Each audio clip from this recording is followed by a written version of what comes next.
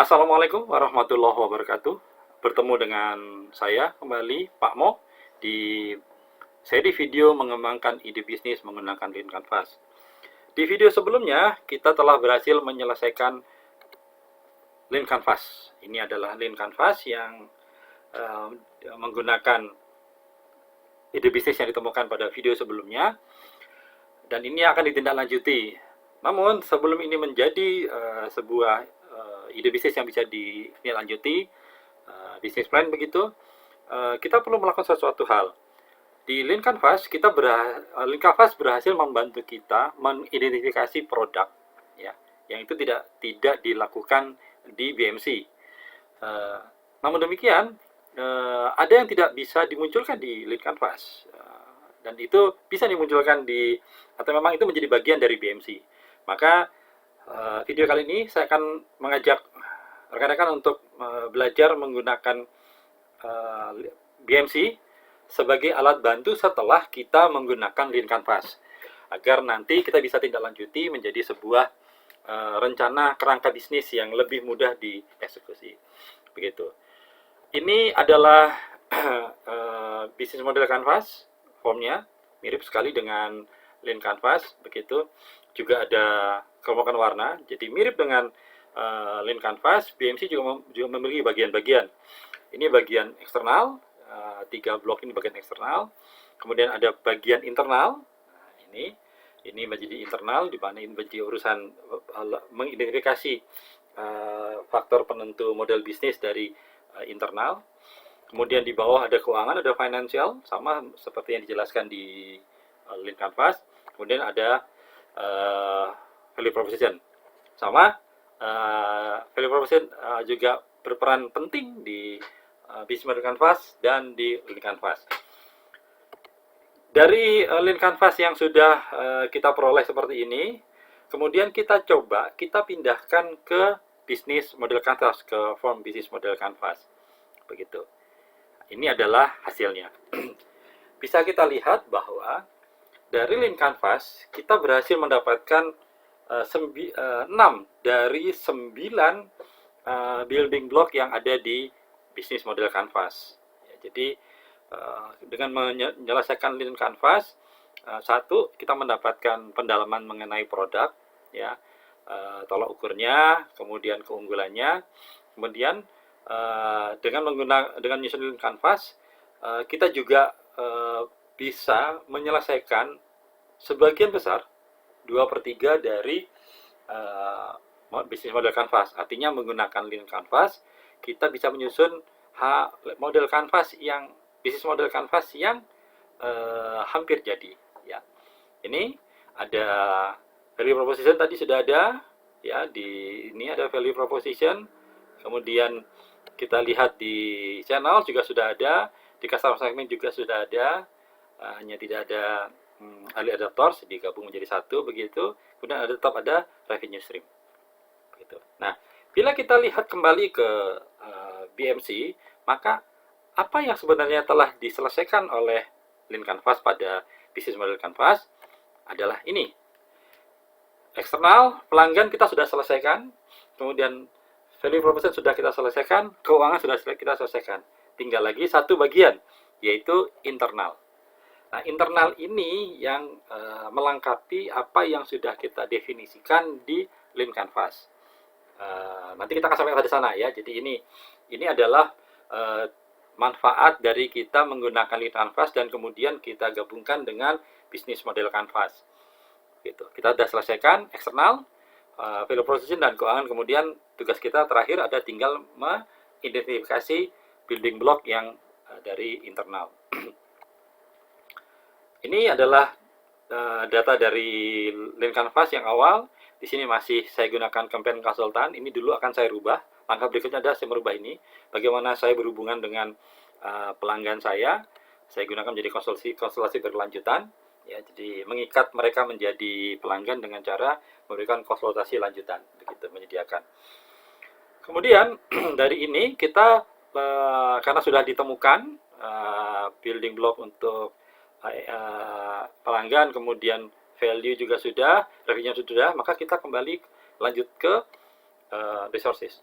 di sini yang saya butuhkan adalah seorang penulis cerita atau skenario, walaupun itu berarti juga saya yang mengisi posisi itu. Tapi dalam bisnis berkanvas harus disebutkan siapa yang sumber daya yang harus diperlukan untuk mewujudkan model bisnis ini. Yang kedua adalah director DOP. Ini istilah perfilman, maksudnya adalah sutradara dan kameramen ya, videographer ya. Jadi orang yang membuat skenario dari seri video berubah menjadi sebuah alur cerita yang akan direkam oleh kamera. Begitu. Berikutnya adalah peralatan, tentu saja video dan editing. Begitu. Dan yang kemudian yang keempat adalah saya memerlukan editor. Jelas. Ini yang key resources ini rekan-rekan yang tidak muncul ketika kita membahas tahapan ketika kita membahas Lean Canvas. Jadi ini yang dibutuhkan oleh saya seandainya saya ingin menerjemahkan menindaklanjuti ide bisnis yang sudah diolah oleh Lean Canvas menjadi sebuah bisnis atau proposal bisnis begitu. Namun mengadakan sumber daya seperti ini tentu satu yang menurut saya mahal di awal begitu. Saya memutuskan untuk menggunakan mass marketnya Ramit-Sethi, maka saya harus mencari alternatif bagaimana saya bisa tidak harus di awal menyiapkan sumber daya untuk seluruh ini. Yang mungkin saya lakukan adalah, yang mungkin nanti rekan-rekan adalah memindahkan key resources menjadi key partners. Jadi hal-hal yang tadinya menjadi bagian dari kita, itu kita kemudian kerjasamakan dengan pihak luar. Dan ini adanya di key partners. Kita lihat, saya memerlukan penulis cerita, sutradara, kameramen, peralatan untuk video dan editing, dan kemudian terakhir editor. Maka saya bisa memindahkan posisi sutradara dengan kameramen itu gimana? Saya bisa mencari orang yang bisa saya ajak kerjasama. Saya akan bayar per paket, jadi tidak menjadi bagian saya. Key resources dengan key partners bedanya adalah key resources itu menjadi bagian di kita, artinya menjadi orang yang mendapat gaji bulanan dari kita. Apakah ada pekerjaan atau tidak ada pekerjaan, dia mendapatkan gaji. Dengan memindahkan menjadi key partners, maka kita merubah dari fixed cost menjadi variable cost. Berikutnya, saya juga akan pindah peralatan. Saya cukup menyewa peralatan video dan editing. Saya punya teman yang punya itu, saya bisa sewa begitu. Yang terakhir adalah saya memindahkan editor. Editor menjadi juga bagian yang eksternal, menjadi variable cost. Begitu. Saya hanya punya satu fixed cost, yaitu penulis cerita dan skenario. Kemudian dari sini saya melanjutkan dengan key activities. Maka yang harus saya lakukan adalah seperti yang sudah dijelaskan di sini, diidentifikasi di Lean Canvas bahwa saya yang perlu lakukan adalah membuat seri video pertama. Ini sebagai modal bagi saya untuk berkomunikasi, mengedukasi segmen tentang apa yang saya kerjakan. Yang kedua, tentu saja saya memperkuat metode. Nah, karena ini menggunakan pelatihan, saya tidak cuma sekedar membuatkan video, tapi saya membuat semua juga pelatihan bagi mereka, melatih mereka bagaimana membuat video sendiri secara runut, maka saya memperkuat metode. Karena itu, metode ini bisa menjadi sebuah standar buat saya, yaitu metode latihan. Ini menjadi key resources buat saya.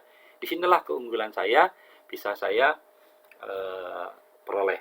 Nah, ini rekan-rekan keseluruhan proses dari menggunakan Lean Canvas untuk kemudian mengidentifikasi bisnis model kanvasnya. Kita sudah terbantu dengan ada 3 bagian dari 4 bagian yang sudah diidentifikasi, maka kita menjadi lebih sederhana prosesnya, yaitu mengidentifikasi key partners, key resources, dan key activities atau di internal kita. Begitu. Itu.